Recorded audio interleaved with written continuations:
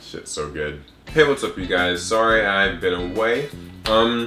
Had some family things I've had to deal with and other personal life related ish.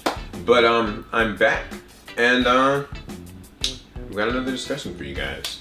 So today we're going to actually talk about something kind of interesting, and it's, do you think that Konami favors the casual audience or the competitive audience? And the answer might not be as clear cut as you think. So I think that, believe it or not, Konami, well, obviously knows that a casual and a competitive audience exists for Yu-Gi-Oh! I think that it's not just them thinking that this is strictly for children.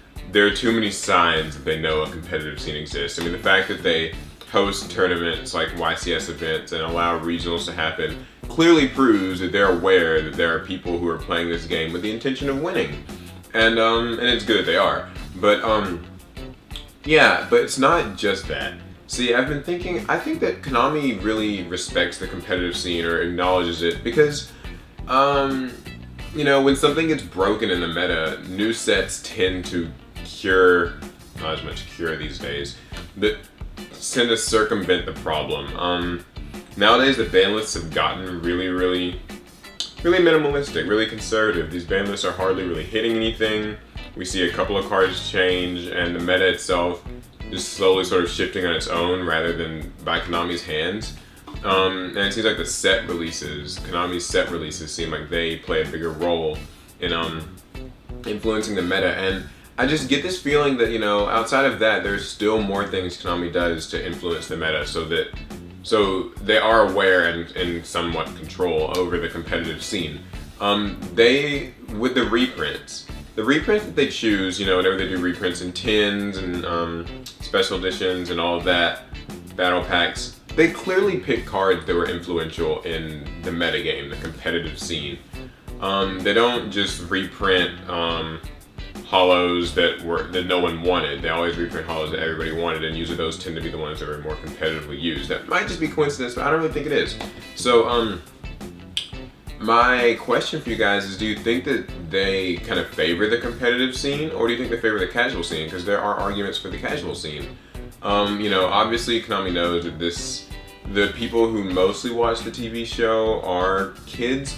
So a lot of times it seems like they sort of favor the casual audience in terms of maybe more their video game releases and how they market things like special editions and battle pack. It seems like it's kind of more just like, get with your friends and make a deck that clearly isn't competitively viable, but you can enjoy. It's kind of a complicated thing because this isn't really a rant or like an argument. It's just more of a discussion. Like, do you guys think that Konami keeps their eye on us? Or, well, when I say us, I mean people who know about Yu-Gi-Oh! Competitive scene, people who are trying to win, blah blah blah. Or do you think that it's really just strictly based on kids? Because obviously Konami is lacking in some competitive areas, like ARG's clearly exposing them.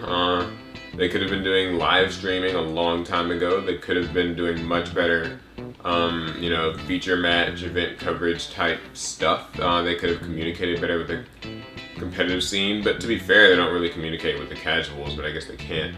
I just don't know, like, everybody complains, a lot of people, I mean, not make blanket statements, a lot of people complain that, oh, Konami just, out to screw us all, conspiracy. They hate the competitive people don't matter, but I think that they definitely acknowledge us. I just don't know which they really care about more. It's really odd. The lack of communication causes me to think that they just really only care about the casual scene, but then the fact that they do things like reprints and do make a ban list kind of leads me to believe otherwise. So it's a complicated, weird argument, but it's one that I think it's multifaceted, and I think that different people will have different opinions on it. So my question for you guys today is, do you think that Konami favors the casual or the competitive scene more? And leave your comments and also leave your thoughts. What support do you have for why you think that they favor one or they favor the other? Do you think that whichever they favor, do you think that's the right one too? Do you think they should be favoring the competitive scene, or should they be like favoring the casuals and the kids? not necessarily kids, but casuals.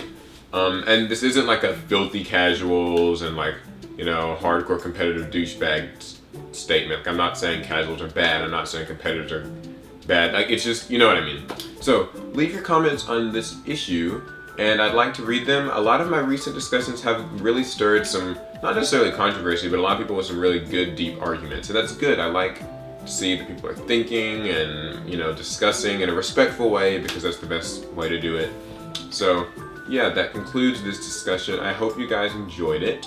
And yeah, again, I apologize for not putting up as many videos, or real serious videos this week, but I'm trying to strike a balance. It's kind of complicated. I'll talk about it more later. And yeah, so be sure to check out my video I filmed with my friend Ingrid, and check out the Evol Monarch artifact deck profile. That's been really popular. I have links to those, or maybe I won't. You can find it on my channel. Alright, I've gone on long enough, so I'll see you guys later. Bye, guys.